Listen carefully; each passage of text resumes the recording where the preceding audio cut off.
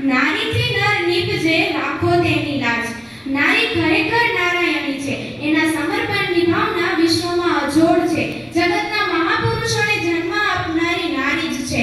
એ માનવ જાત પર એમનું ઋણ ઘણું મોટું છે। આપણા શાસ્ત્રોમાં કહેવામાં આવ્યું છે કે યત્ર નારીસ્તુ પૂજ્યન્તે રમન્તે તત્ર દેવતા, અર્થાત જ્યાં નારીઓ પૂજાય છે ત્યાં દેવતાઓ વાસ કરે છે। મહાકવિ વાલ્મીકીએ સીતા જેવા પાત્રનું સર્જન કર્યું। તેમણે ત્યાગ અને સહનશીલતાની મૂર્તિ સમા ઉર્મિલાનું સર્જન કર્યું। તેમણે મહાભારત